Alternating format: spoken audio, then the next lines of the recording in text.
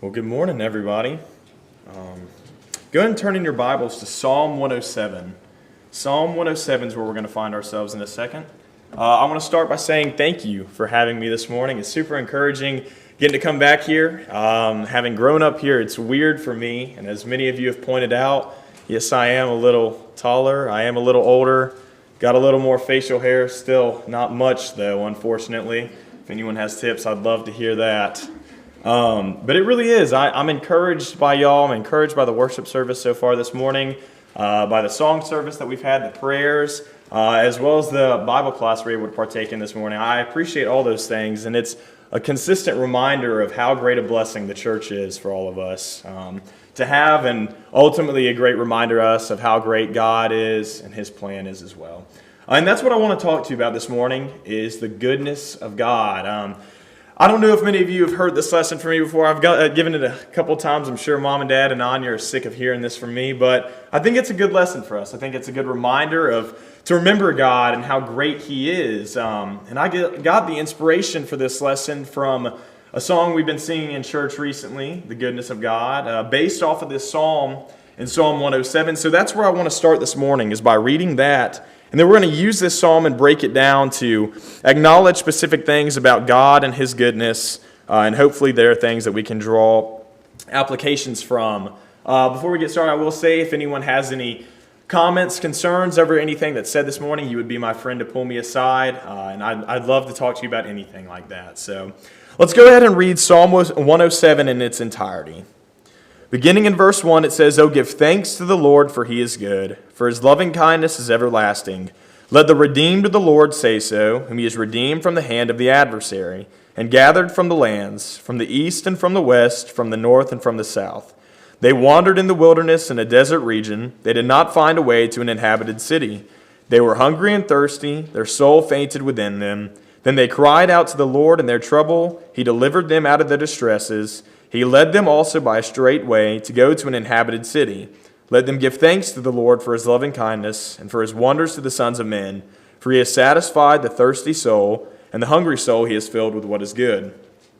There were those who dwelt in darkness and in the shadow of death, prisoners in misery and chains, because they had rebelled against the words of God and spurned the counsel of the Most High. Therefore He humbled their heart with labor. They stumbled, and there was none to help. Then they cried out to the Lord in their trouble. He saved them out of their distresses. He brought them out of the darkness and the shadow of the death, and broke their bands apart. Let them give thanks to the Lord for His loving kindness and for His wonders to the sons of men, for He has shattered gates of bronze and cut bars of iron asunder. Fools, because of their rebellious way, and because of their iniquities, were afflicted. Their soul abhorred all kinds of food, and they drew near to the gates of death. Then they cried out to the Lord in their trouble. He saved them out of their distresses. He sent His word and healed them, and delivered them from their destructions. Let them give thanks to the Lord for His loving kindness, and for His wonders to the sons of men. Let them also offer sacrifices of thanksgiving, and tell of His works with joyful singing. Those who go down to the sea in ships, who do business on great waters, they have seen the works of the Lord, and His wonders in the deep. For He spoke and raised up a stormy wind, which lifted up the waves of the sea. They rose up to the heavens, they went down to the depths. Their soul melted away in their misery. They reeled and staggered like a drunken man, and were at their wits' end. Then they cried to the Lord in their trouble, and He brought them out of their distresses. He caused the storm to be still, so that the waves of the sea were hushed. Then they were glad because they were quiet, so He guided them to their desired haven. Let them give thanks to the Lord for His loving kindness, and for His wonders to the sons of men. Let them extol Him also in the congregation of the people, and praise Him at the seat of the elders.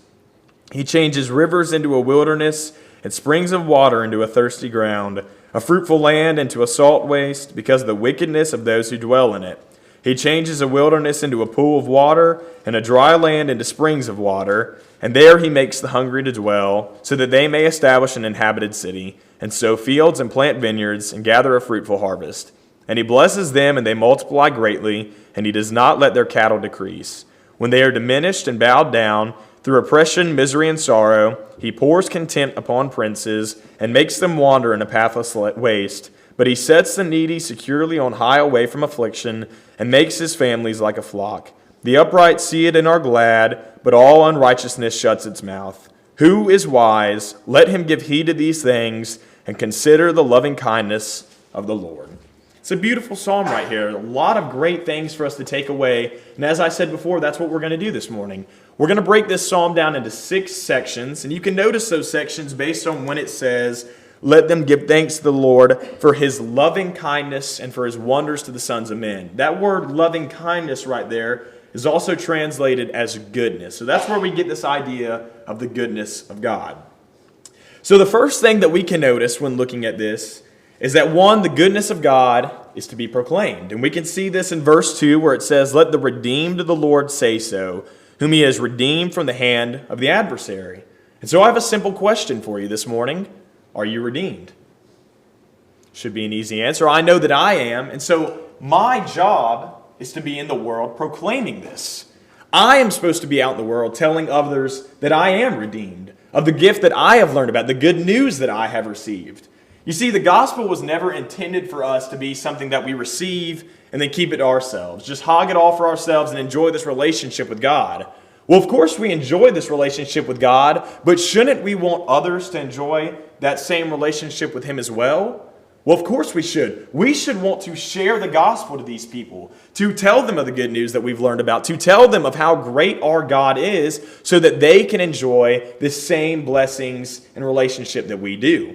And I think the person that understood this the most out of anyone that we read about in the Bible was Paul. Turn over to 1 Corinthians chapter 9. We read about this here, how Paul understands this. In 1 Corinthians 9, beginning in verse 14, it says, so also the Lord directed those who proclaim the gospel to get their living from the gospel. But I've used none of these things, and I'm not writing these things so that it will be done so in my case. For it would be better for me to die than have any man make my boast an empty one. For if I preach the gospel, I have nothing to boast of. Here it is. For I am under compulsion. For woe is me if I do not preach the gospel. The word woe here, it's an interesting thing that he says. It's strong terminology. Do we know what the word woe means in this context? It's essentially Paul saying that I am as good as dead. So he is saying that if I do not preach the gospel to all people of the world, I am as good as dead. Now, why would he say something like this, right? We look up to Paul. We understand that Paul's a good guy. Why would he say something so strong and seemingly weird as this? Well, it's because he understands what the goodness of God was. He understands it because he knows the person that he was, that it saved him from. When we look at Paul, who he was before becoming a Christian, let's not mince words. Paul was not a good guy. He's going in and persecuting Christians, dragging them out of their homes, giving them to the authorities to be killed in brutal and vicious ways. Paul was not a good guy, and yet that is why he understands how great God's goodness was. He understands what it saved him from. He understands the life that it brought him out of, and that is why he was so willing to proclaim it. But shouldn't that be all of us as well? While we didn't do the same things that Paul did, none of us are great people. We're all responsible for the death of Jesus Christ. We've all sinned at some point in our lives, and therefore we take responsibility for his death. So we should be willing to proclaim this as well, because we too have been saved from the people that we used to be. Jesus himself tells us this in the Great Commission, go into all the world and preach the gospel to all creation. That's our duty. The goodness of God is to be proclaimed. Secondly, we see that the goodness of God satisfies the empty soul, and we can see this in verse 9 of Psalm 107. For he has satisfied the thirsty soul, and the hungry soul he has filled with what is good. Another lesson that I have that I've prepared before is on something that we call the autopsy of a sinner, which we find in Isaiah chapter 8. Isaiah chapter 8, verses 21 and 22. What we read of there is the characteristics of a man or a person just in general. And in these characteristics, we find them to be pretty common things that we see in sinners, both at that time and at this time, just throughout history, at all points. And wouldn't you believe it, one of those characteristics is that a sinner is hungry or famished. Now, why would this be the case? Why would someone who's living in sin be so famished? Why would they be so hungry? Well, it's because of what they're filling themselves with. All the time they're going into the world trying to partake in all of these things that are not godly, that are not blessings. They're partaking in worldly things, thinking that they are going to offer them some type of satisfaction that the Bible can't, that God can't, that Jesus can't. And yet, as they continue to try these things, they continuously learn that these things cannot satisfy. None of these things have the ability to satisfy, and so they keep pursuing these things over and over and over again until they get to a point where they realize that nothing's working. And once they've gone through this process, once they've reached this point, where do they find themselves then? Well, they're still hungry, except now they have malnourishment as well. That is what it's like being a sinner, but what we see is that God's goodness is able to satisfy us. And that's the information Jesus gave to the Samaritan woman in John chapter 4. Let's turn there and look at that. John 4, the woman at the well. Lots of great things for us to learn from this story right here. Let's see what Jesus tells her. Beginning in verse 7 of John chapter 4, he says, "There came a woman of Samaria to draw water, and Jesus said to her, 'Give me a drink.' For his disciples had gone away into the city to buy food. Therefore the Samaritan woman said to him, 'How is it that you, being a Jew, ask me for a drink, since I am a Samaritan woman? For Jews have no dealings with Samaritans.' Jesus answered and said to her, 'If you knew the gift of God, and who it is who says to you, "Give me a drink," you would have asked him, and he would have given you living water.' She said to him, 'Sir, you have nothing to draw with, and the well is deep. Where then do you get that living water? You are not greater than our father Jacob, are you, who gave us the well and drank of it himself and his sons and his cattle?'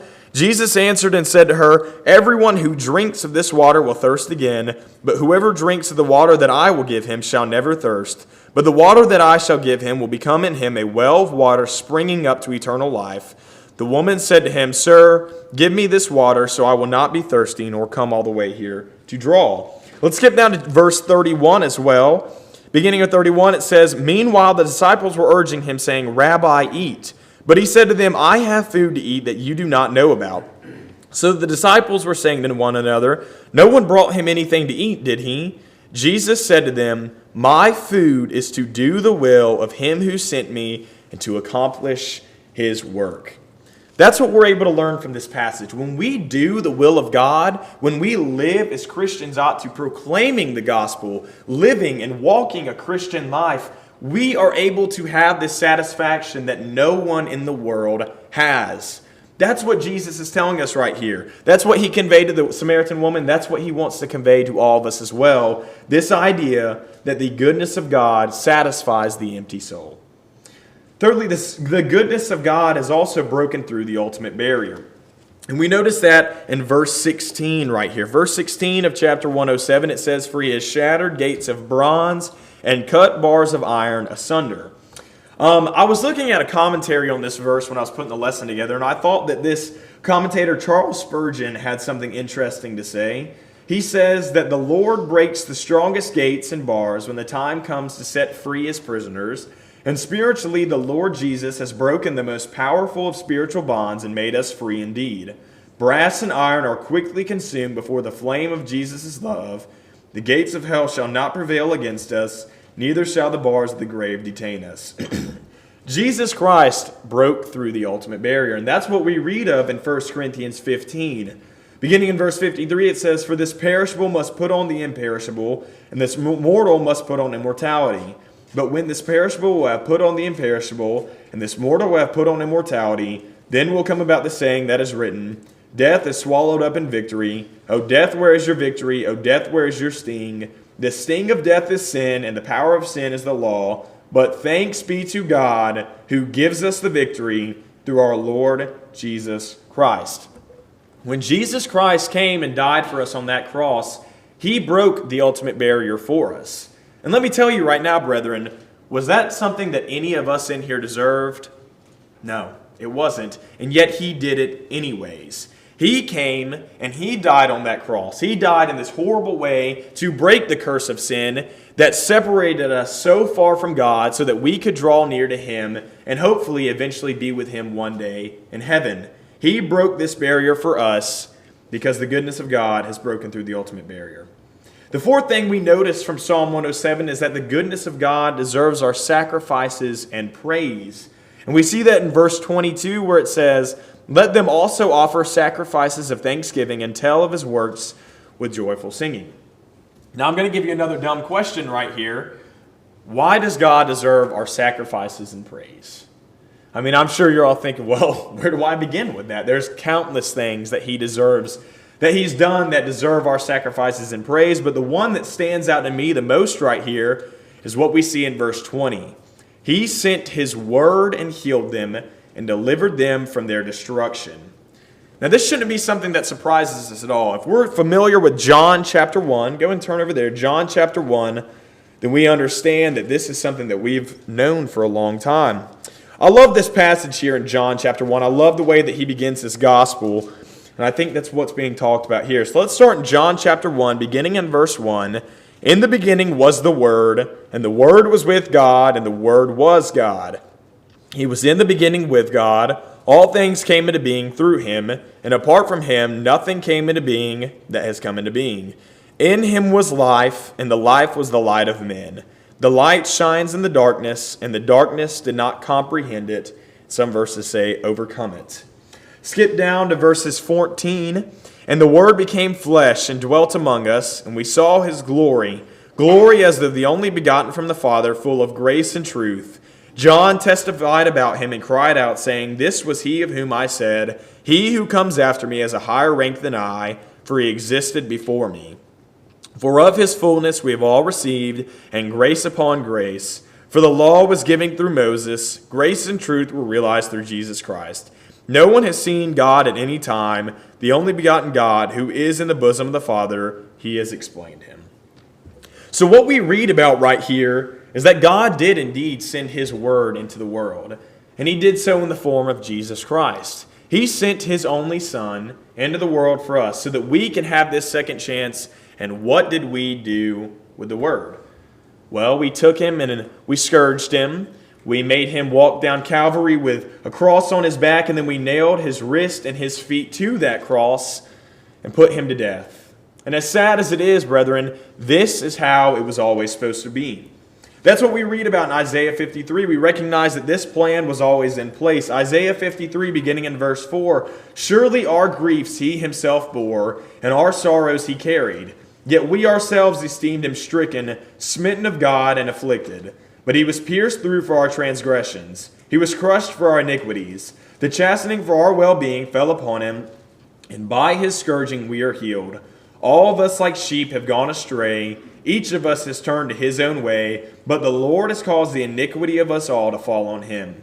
He was oppressed and he was afflicted, yet he did not open his mouth. Like a lamb that is led to slaughter, and like a sheep that is silent before its shearers, so he did not open his mouth. By oppression and judgment he was taken away. And as for his generation, who considered that he was cut off out of the land of the living for the transgression of my people, to whom the stroke was due? His grave was assigned with wicked men, yet he was with a rich man in his death, because he had done no violence, nor was there any deceit in his mouth. Now, as we read about before, Jesus Christ came and broke through the ultimate barrier. And when we talk about the ultimate barrier, this barrier was huge. Our sin was so bad. It separated us so far from God that the only way to be reconciled to him was through the death of his only Son.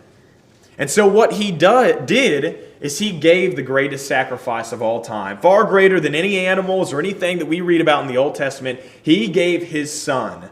He sent him here, and he sacrificed himself on a cross so that we could be with God one day. Shouldn't we be willing to sacrifice everything in return for that? I mean, if we really think about it, is anything that we have to sacrifice going to ever compare to what Jesus Christ gave up on the cross? I mean, let's think about it. We should be willing to sacrifice everything. Yes, this does include family. Yes, this does include friends. Yes, this does include possessions. Yes, this does include anything that you can think about that we may have on this earth. We should be willing to sacrifice that for God because his Son sacrificed so much for us. Something else this includes, though, is our time and our thoughts during worship. Now, have we ever thought about it like this? When we come together on Sunday, what are we doing? Well, we're sacrificing time from our week to come and remember Jesus. To come and remember the death that he died and how he did that so that we could be with God one day. Shouldn't we be willing to sacrifice our thoughts for a few hours on Sundays and any other time we gather together? Well, of course we should. This should this should be nothing for us to set aside and to sacrifice for him because he has given so much up for us. It's so small in comparison to things that we're asked to sacrifice for him, and we should be more than willing to do so. The goodness of God deserves our sacrifices and praise. The fifth thing we notice from Psalm 107 is that the goodness of God delivers. And we see this right here in verse 31, really just in section 23 through 32, where it talks about this deliverance. The section ends in verse 32 saying, "Let them extol him also in the congregation of the people." This word extol is also sometimes translated as exalt. An exalted's definition is placing at a high or powerful level or to hold something in high regard. I'm going to ask you another dumb question. Why should we exalt God? And I think that there's two reasons that are laid out for us right here in this section that we read about.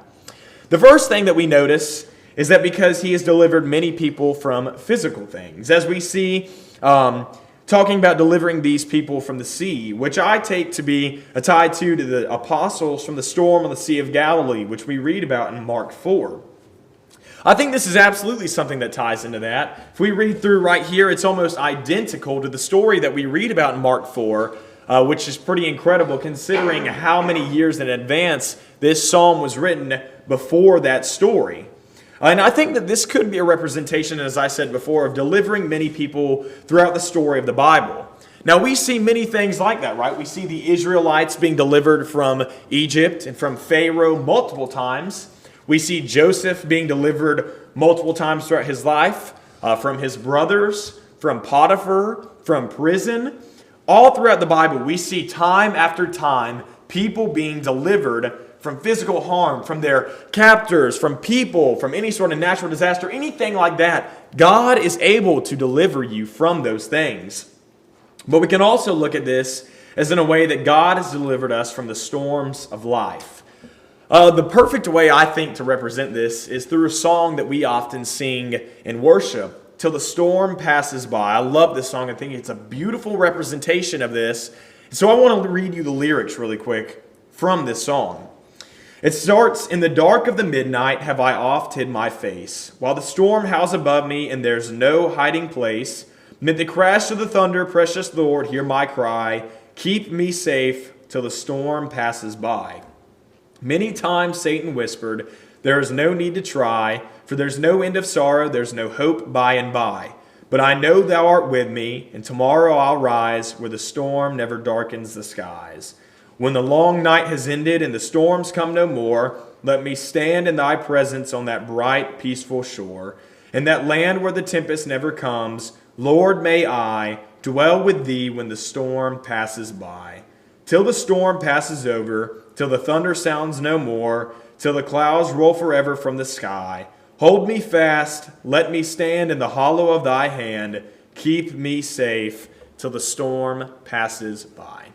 Psalm 55, verse 22, "Cast your burdens upon the Lord, and he will sustain you. He will never allow the righteous to be shaken." So that's the message I want to share with you this morning, is that God is able to deliver you from these storms of life.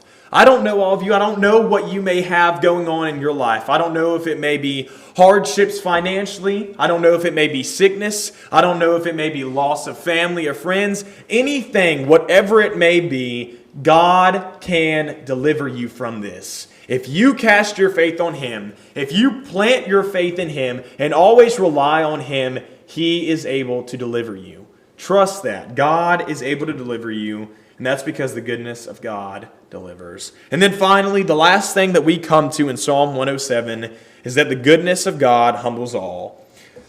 And so we come to humility, and in doing this, I want to look at a story of a character we're very familiar with in the New Testament. Somebody did this when I first heard something regarding the goodness of God at camp, and I think this is a brilliant representation of what's being said right here. And so the person that I want to look at is Peter.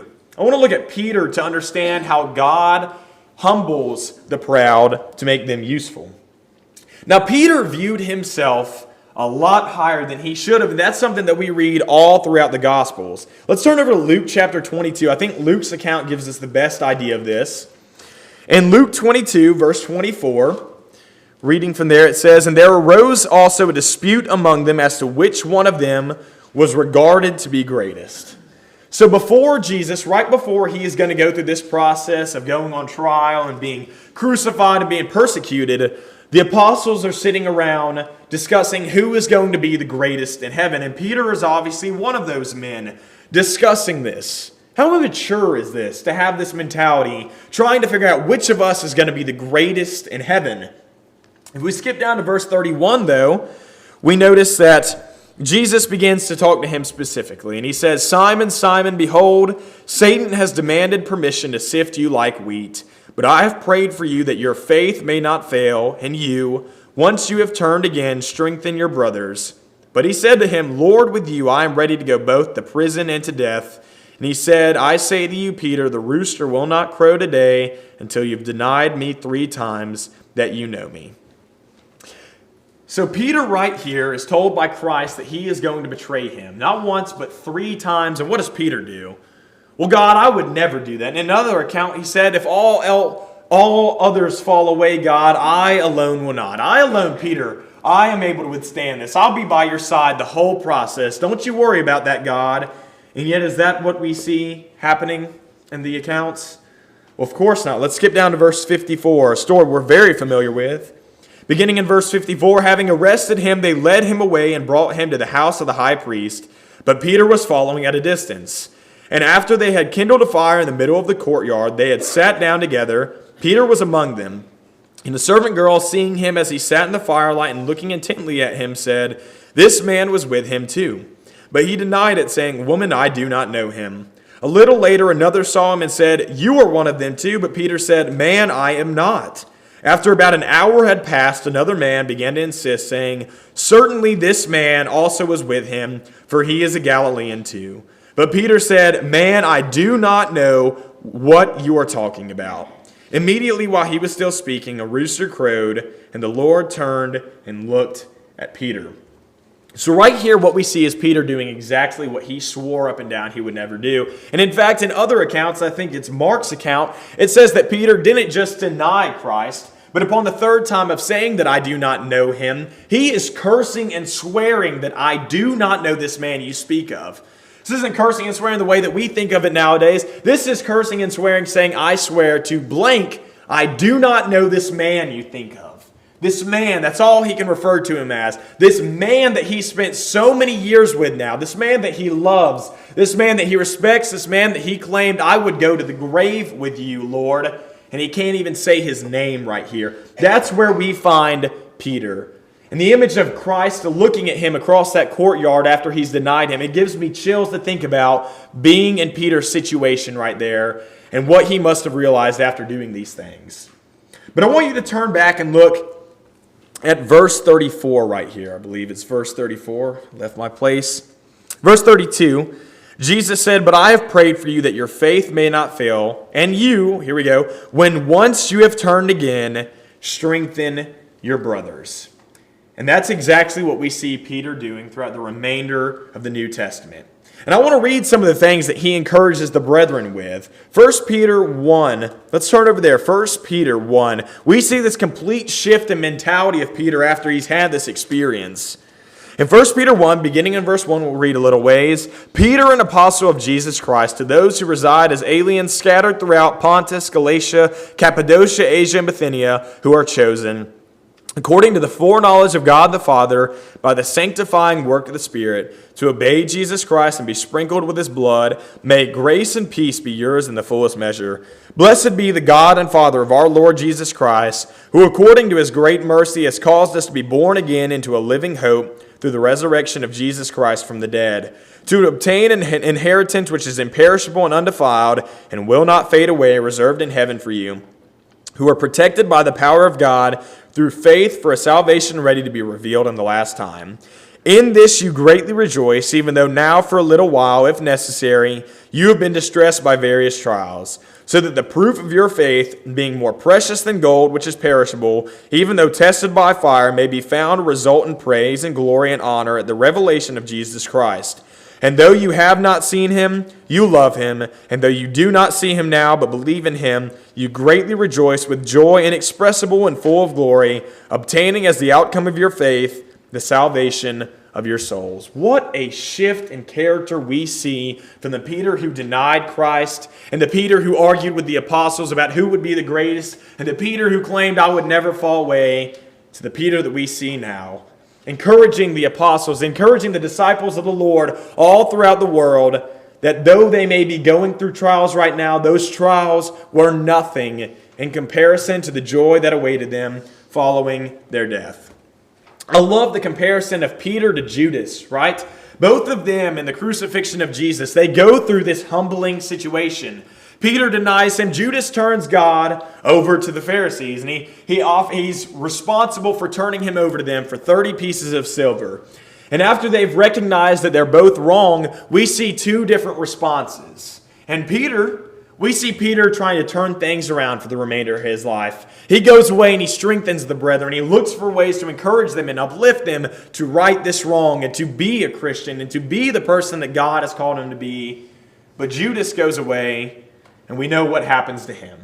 He doesn't choose that route. He's not able to live with this. This humbling, it brought him so low, and he's not able to turn around and strengthen the brethren in the way that Peter does. What I think is interesting about this story right here with Peter is that Peter thought that he was a somebody. Peter thought he was the man. He thought that he was greater than anyone else, any other person that may be following God. Well, I'm an apostle. I'm Peter. He thought he was a somebody. But after he was humbled, after he was brought low and realized he was just like everyone else, that is when he was able to become a true somebody to God and his kingdom. And the same can be said for all of us. We have to recognize this. We believe ourselves to be somebodies. We think ourselves to be this great people. You know, I'm the man. I'm the man. All of us look at ourselves that way with this pride about ourselves. But we need to be humbled, because in being humbled, we recognize we are all the same and that we are all falling short of God. And yet his grace has been extended to each of us, and we each need each other to cross that finish line to get into heaven. The goodness of God humbles the proud. The truth is, though, brethren, in conclusion, we're not going to ever understand God's goodness. We're not going to understand it while we're on this earth. And the only time that we're truly going to understand how great and good God is when we're standing before him on Judgment Day. That's when we're going to understand it. And so the ultimate challenge and question that I want to give you then, while we are here on this world, until we get to there, is I want to ask you this question. I want to ask you, are you a demonstration of the goodness of God? Are you? If you cannot answer that question with an 110% yes, then there's your challenge. This is something that you have to resolve to do. I want to challenge you to resolve to show others God's goodness through your actions, through your words, through your life. Show them that God's goodness saves. Show them that God's goodness satisfies. Show them that God's goodness comforts, that it delivers, that it fulfills. Show them what we've come to realize, and that our God is good. That is who we're supposed to be. That is the demonstration that we need to be in the world. Show them the goodness of God. You know what else the goodness of God is, though? It's everything that you see around us. Let's turn to Genesis chapter 1. Genesis chapter 1. This will be the last passage we look at this morning. Genesis chapter 1. As we read this account of creation, after each of the first 6 days, or first 5 days, we see that God says that he saw it was good. He saw it was good. The fish, the sea, the land, the skies, everything in the world was good until we come to verse 27. Let's read verse 27. God created man in his own image. In the image of God he created him. Male and female he created them.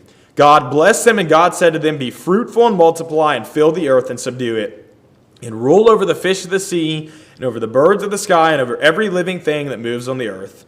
Then God said, behold, I've given you every plant yielding seed that is on the surface of all the earth, and every tree which has fruit yielding seed, it shall be food for you. And to every beast of the earth, and to every bird of the sky, and everything that moves on the earth, which has life, I've given every green plant for food, and it was so. God saw all that he had made, and behold, it was very good. and there was evening, and there was morning, the sixth day. God saw that it was very good after he had created mankind. God had a plan for us from the beginning of time, and we read about that all throughout the Old Testament. We see so many instances of where he is planning and where he has this plan for us to be saved one day. And he did that by sending his son to die on the cross for all of us so that we can be with him forever. And if you can't see God's goodness in anything in the world, if you can't see his goodness in anything in your life right now, then at least you can see it in his son. He died for us. He died for me, and he died for you. Are you going to throw that gift that he has given you away? That's the question that I have for you this morning. If you have not been baptized and you want to start your walk with God, you want to start this relationship with him, and you want to put his son on in baptism, then what are you waiting for? Or if you're just struggling, as we talked about before, has life gotten difficult on you? Are you being drawn towards the world? Are you being influenced in the world? Have you been living in a way that is not how a Christian should? Then my encouragement to you is, why are you waiting? Make things right this morning while you still have the chance. You can do so if you come forward at this moment.